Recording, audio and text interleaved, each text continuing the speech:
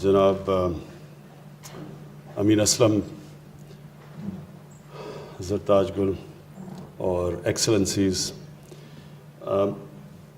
آج امین آپ نے جو یہ گرین بانڈز کا بتایا اور جو پاکستان کا اثاثہ جو پانی کے نیچے پڑا ہوا ہے اس کی بات کی، اور جو ورلڈ بینک کی سروے کے مطابق میں ایک تو اپنی قوم کے لیے کہنا چاہتا ہوں کہ یہ تو ٹھیک ہے کہ ہم اپنی انوائرمنٹ کو، اپنے جنگلات کو ٹھیک کرتے ہوئے، اپنے ملک میں سبزہ پھیلاتے ہوئے، یہ جو ہمارے آنے والی جنریشنز کے لیے ضروری ہے، تو یہ تو ٹھیک ہے کہ ہم بانڈز اور اس کا یہ کولیٹرل ہے، اس کا فائدہ اٹھا سکتے ہیں. لیکن اصل ایشو یہ ہے کہ پاکستان کی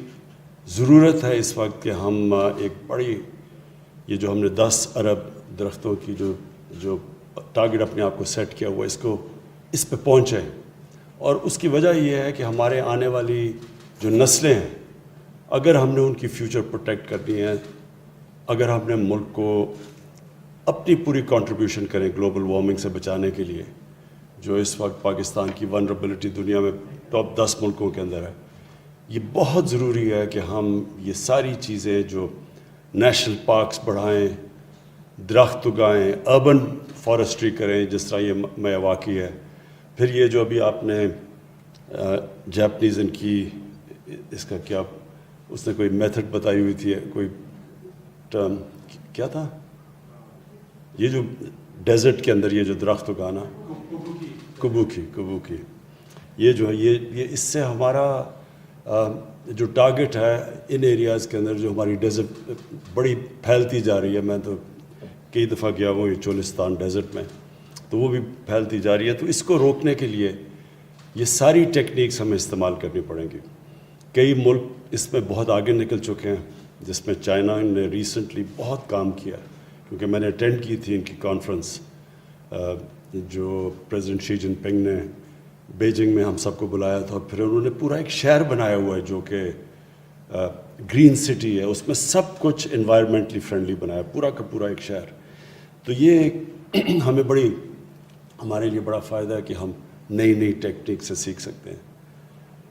تو پاکستان کا جو فیوچر ہے وہ اب ہے ہی اس میں کہ ہم اپنی جو ابھی تک اپنے ملک کی اللہ نے کی دی ہوئی نعمتوں کی ہم نے پرواہ نہیں کی، اب یہ ٹائم ہے کہ اس کے اوپر ہم پورا زور لگائیں. اور یہ ایک جو آپ نے ابھی بات بتائی کہ جو مینگرووز ہیں پاکستان میں، بڑی خوشائن چیز ہے کہ پچھلے 20 سال میں مینگرووز کی ہماری جو مینگروو فارسٹ ہیں وہ بڑے ہیں، جبکہ ہماری ساری جو جتنے پرانے بھی جنگلات تھے سارے تباہ ہوئے ہیں پچھلے 60-70 سالوں میں. پہلی دفعہ 2013 میں جو کے پی نے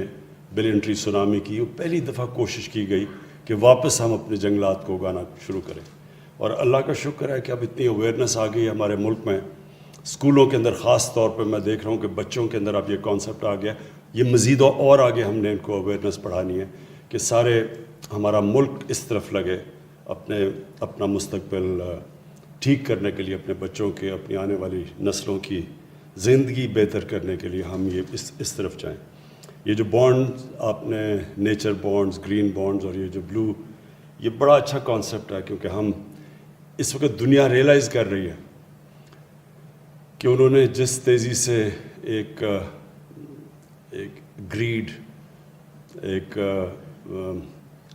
سوچے نہ سوچا کہ کیا آگے ہوگا، جس طرح کی ایکسپلائٹ کیا جا رہا ہے جس طرح کی ہم بے دردی سے اپنی زمین کو استعمال کر رہے ہیں،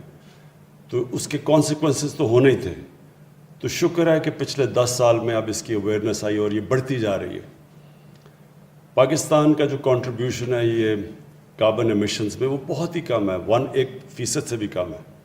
لیکن پاکستان ہے وہ ملک جو سب سے زیادہ ونربل ہے. بنگلہ دیش سے بھی زیادہ ہم ونربل ہیں، ان کا بھی ان کی کوسٹ لائن کی وجہ سے وہ بھی ان کو مشکلات ہیں، لیکن ہم ایک بہت ونربل ملک ہیں ہمارے گلیشیئرز کی پگھلنے کی وجہ سے. تو لہٰذا قصور تو ہمارا نہیں ہے، یہ تو ایک بڑے بڑے جائنٹس جنہوں نے جو کنٹریبیوٹ کرتے ہیں کاربن ایمیشنز میں، لیکن نقصان ہمارے جیسے ملکوں کو زیادہ ہوتا ہے. اور اب یہ پہلی دفعہ اویئرنیس آئی، اور یہ اسپیشلی امریکہ میں بائیڈن ایڈمنسٹریشن نے